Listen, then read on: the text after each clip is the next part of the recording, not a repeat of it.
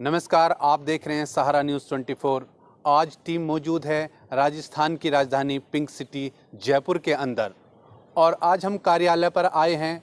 Bharat Navnirman party जो दीनदयाल जाखड़ जी ने जो राष्ट्रीय अध्यक्ष हैं उनसे और उनकी एक महिला नेत्री जो श्रीमती सवेरा सैनी हैं जो राष्ट्रीय महिला अध्यक्ष हैं उनसे मिलकर बातचीत करने की कोशिश करेंगे कि किन मुद्दों को लेकर पार्टी राजस्थान की जनता के बीच जाने की तैयारी में। सहारा न्यूज़ 24 में आपका स्वागत है।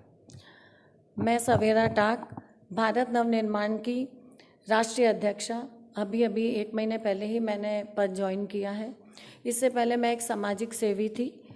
महर्षि दयानंद सोशल वेलफेयर की अध्यक्षा रही हूँ मैं 15 साल तक और मैंने हमेशा सामाजिक सेवा पे ही कार्य किया है। उससे पहले मैं कांग्रेस में रही हूँ, पर काम करने का मौका मुझे जैसा कि लग रहा है कि भारत नवनिर्माण पार्टी में मुझे ज़्यादा मिलेगा। भारतीय जनता पार्टी जैसी राष्ट्रीय पार्टी है, फिर भारत नवनिर्माण पार्टी बनाने की क्या ज़रूरत आन पड़ी राष्ट्रीय अध्यक्ष जाखड़ जी को? जी देखिए, राजस्थान में हमेशा ये रहा है कि एक 5 साल कांग्रेस और दूसरे 5 साल बीजेपी। दोनों ही पार्टियां अगर देखा जाए तो उस ढंग से जनता के कामों पर खरी नहीं उतर रही हैं, क्योंकि बीजेपी आती है तब भी वही सारी परेशानियां जो कि रहती हैं, पानी हो चाहे बिजली हो चाहे महंगाई हो, हर दृष्टि से देखा जा रहा है कि दोनों ही पार्टियों में परेशानियां हमेशा जनता को तो क्या आप ये मान के चल रही हैं कि भारतीय जनता पार्टी हो या कांग्रेस, इन दोनों की नूरा कुश्ती चली हुई है, इसलिए एक नई पार्टी गठन करने की आवश्यकता राजस्थान की जनता की भलाई के लिए आन पड़ी थी? जी बिल्कुल। क्या है कि दोनों ही पार्टियां अगर जनता की परेशानियों को नहीं मिटा पा रही है तो जनता भी सोचती है कि किसी एक नई पार्टी की ज़रूरत है उन्हें। नई पार्टी आने से एक जनता में जोश भी रहता है, उन्हें भी लगता है कि कोई नया व्यक्ति आया है तो शायद वो हमारी परेशानियों को सुनेगा।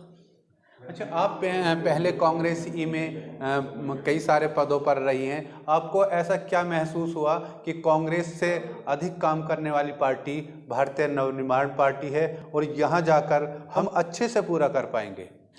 इस पार्टी में मुझे राष्ट्रीय अध्यक्ष का पद दिया गया है, जिस पे बैठ के जो काम मैं हमेशा करना चाह रही थी वो मैं कर सक रही हूँ और मेरा काम शुरू भी हो गया है। जैसे कि मैं महिलाओं के लिए लघु उद्योग का मैं सोच रही थी तो वो मैं करने जा रही हूँ। फुलेरा में, सांभर में सारी लेडीज़ इकट्ठी हैं। कल प्रोग्राम है गणेश चौथ पे हमारा और उनको मैं फैक्ट्री वालों से जोड़ रही हूँ। उनके लिए मैंने लघु उद्योग की व्यवस्था कर दी है। पर मंथ एक महिला को 10,000 रुपये वो फैक्ट्री वाले देंगे और मैं उनको काम ले जाके दूंगी।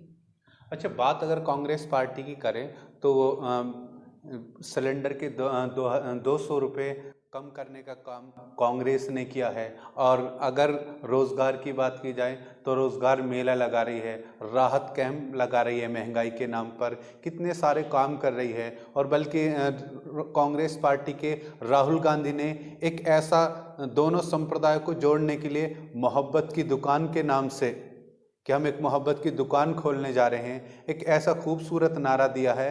क्या भारत नवनिर्माण पार्टी भी ऐसा ही कुछ काम करेगी जिससे ये भेदभाव वाली राजनीति और सांप्रदायिकता वाली राजनीति पर विराम लगे? इस बात पे मैं आपको ये कहना चाहूँगी कि कांग्रेस जैसे सिलेंडर के दाम कह लें या मोबाइल बांट रही है तो 4 साल कहाँ थे? अभी अचानक से जैसे ही चुनाव आने लगे सब अपना काम बहुत तेज़ी से सब चीज़ें बांटने का कह लें या राहत कार्य कह लें, वो अभी क्यों हुए? 4 साल क्या हो रहा था? एकदम चुनाव नज़दीक के पास ही ये सारी योजनाएं बन के, ढेर सारी योजनाएं बन के एक साथ आ गई। इतने दिन तक तो कोई योजना नहीं थी, कोई मिलता भी नहीं था अच्छी तरह से लोगों से। तो मैं तो ये कहना चाहूँगी कि मैं तो पहले दिन से ही काम कर रही हूँ, ना मुझे कोई चुनाव लड़ना है ऐसा। और फर्स्ट डे से ही जब मैं काम कर ही रही हूँ तो मैं तो जब चुनाव लड़ना हो या नहीं लड़ना हो लास्ट तक काम करती रहूँगी। अच्छा, अगर राजस्थान की जनता भारत नवनिर्माण पार्टी को एक मौका देती है सत्ता में आने का, तो फिर वो राजस्थान की जनता के लिए क्या विशेष करेगी?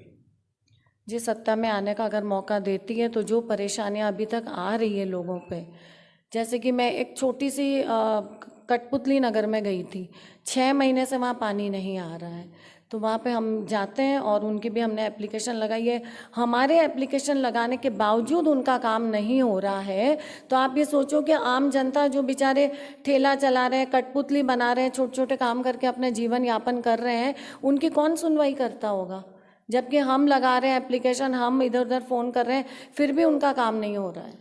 लेकिन बहरोड जिला की मान्यता मिलने के साथ ही कोटपुतली को भी उससे जोड़ दिया गया जिससे उसका विकास हो। कांग्रेस ने एक बड़ा काम किया है कोटपुतली के लिए। कोटपुतली नहीं कह रही हूँ, ये कठपुतली नगर है, कोटपुतली नहीं, कठपुतली नगर है।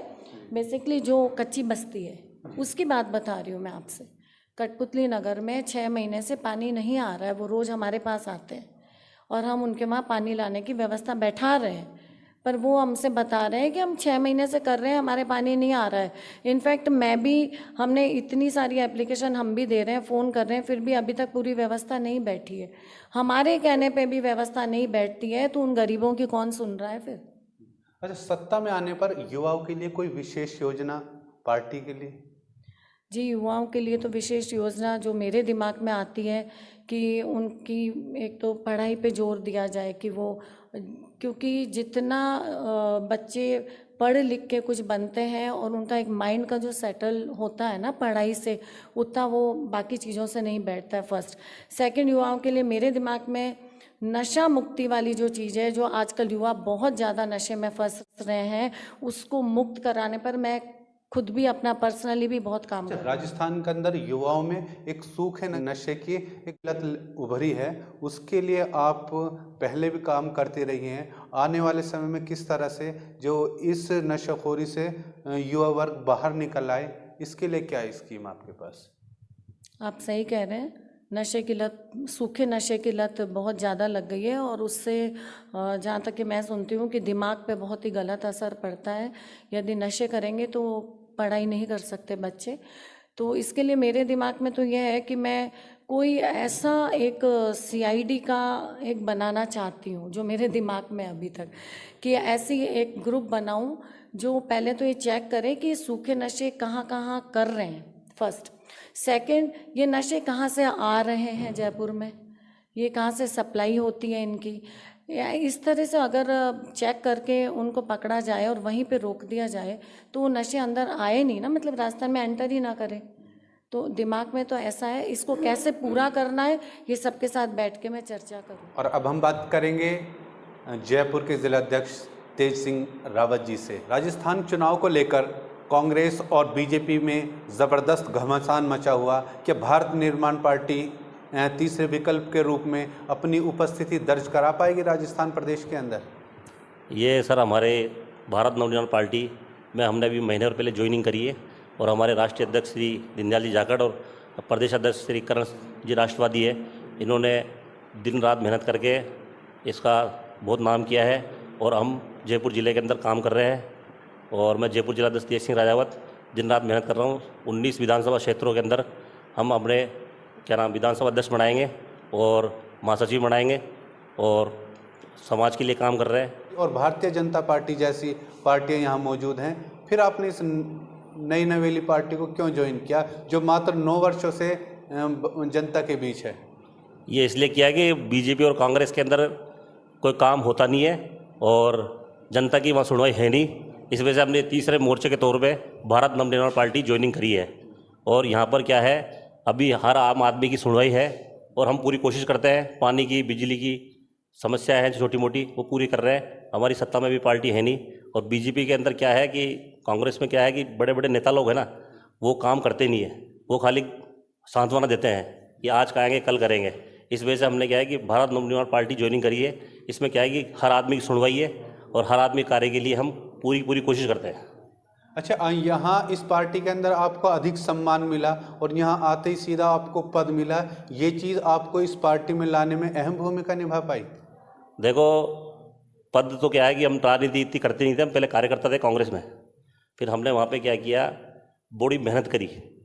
गहलोत साहब हैं जो मुख्यमंत्री हैं राजस्थान के, इनके करीबी उनके बड़े भाई को प्रदेश अध्यक्ष जाता महत्वपूर्ण पद भारत नवनिर्माण पार्टी ने दिया है, ऐसा क्यों? राष्ट्रवादी करण सिंह जी ने ये पार्टी जो ज्वाइन करी है, वो प्रदेश अध्यक्ष है, उन्होंने कोई सोच समझ के करी होगी। ये इस पार्टी के अंदर काफ़ी मेहनत करी है और मेहनत करते आ रहे हैं और हर आम आदमी के साथ जुड़ाव हो रहा है उनका, रोजगार के लिए, पानी के लिए, बिजली के लिए, ट्रैफिक समस्या के लिए, प्रदूषण वगैरह हो रहा है उनके लिए, पेड़ों के लिए, हर तरह से वो प्रताप सिंह जी के बड़े भाई करण सिंह जी काम कर रहे हैं। राष्ट्रवादी करण सिंह जी के नाम से उनका नाम है और उन्होंने हमारे जैसे आदमी को मौका दिया, उसके लिए हम उनको धन्यवाद देते हैं कि उन्होंने हमारी इज्जत करके हमारे को इस पार्टी के अंदर ज्वाइनिंग। हमारी ऐसी ही दिलचस्प वीडियो को देखने के लिए हमारे चैनल सहारा न्यूज़ 24 को सब्सक्राइब करें, लाइक करें, शेयर करें।